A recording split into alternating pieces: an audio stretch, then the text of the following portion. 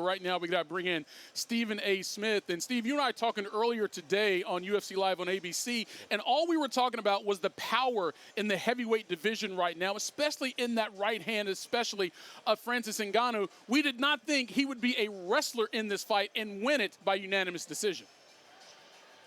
Well, it was incredibly impressive if you look at it from a very technical perspective. When you looked at Francis Ngannou, again, it was about his right hand. You knew coming into the fight that Ciryl Gane was the superior fighter in terms of being a technical fighter, being evasive, a bit more athletic and what have you, with the ability to submit you or take you out. So, you know what, that's why a lot of people, including myself, had him as having the edge, but we looked at Ngannou and we said, excuse me, one punch is all it takes. Are you going to be able to avoid this man for 25 minutes? We certainly didn't expect Ngannou to take him down 3 different times. I think 4 different times, for crying out loud. We never saw that coming. And so when you look at it from that standpoint, for us to be sitting here tonight in the aftermath of the fight and to say that Ngannou ended up being the superior wrestler and grappler, it is quite stunning. It speaks a lot to what he said about himself.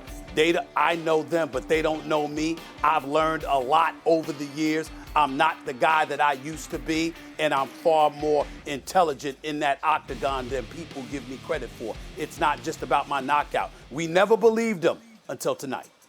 You know, and you bring me to my next question with that comment, Stephen A., because he added Kamaru Usman to his corner. He's learned some new things, obviously, over his last 6 fights based on what he's done to be able to win the championship. And if you go big picture and look at all sports, the greatest of all time have always been able to do multiple things and or evolve. And we've seen that evolution here in Francis Ngannou.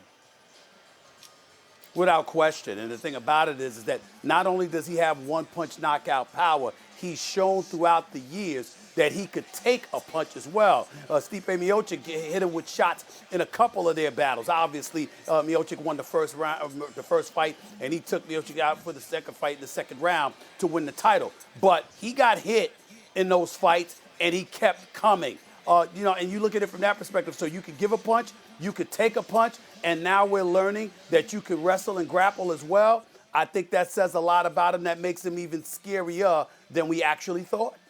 All right, so we already said that he had the most power the heavyweight division has ever seen in the UFC. What does this fight, Stephen A., winning in this fashion, defending his title against someone as skilled as Ciryl Gane, speak to the legacy so far of Francis Ngannou?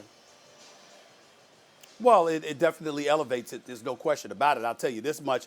He came into the fight. This was his last fight under a contract for the UFC. Dana White, the UFC, it would behoove them to get this man under contract again, to keep him in the UFC for years to come, because obviously his box office attraction, his box office appeal is elevating before our very eyes. Now, a lot of people don't want to see what they saw tonight. I know I don't. I don't want to see you on the ground wrestling and grappling. I appreciate the greatness of it as I continue to learn this sport. But nevertheless, I'm addicted to the knockout like most people. So I certainly want to see more of that. The reality is that Ciryl Gane is so skilled that he could avoid a knockout. Let's give him credit where credit is due. He's stronger than we think, and obviously significantly skilled, just as we thought. Most people that are in the ring or in the octagon with Francis Ngannou ain't going to last 5 rounds. They're going to get put to sleep. We all know that, and we certainly don't have any reason to think anything less of that possibility, even after tonight's performance. Yeah, very impressive to see Francis Ngannou be able to do what he did, considering he'd never really done that in his career. And Ciryl Gane maybe not prepared for what he saw from Francis Ngannou. Stephen A. Smith joined us here in the UFC 270 post-show. As always, brother, appreciate the insight. Thanks for watching ESPN on YouTube. For live streaming sports and premium content, subscribe to ESPN+.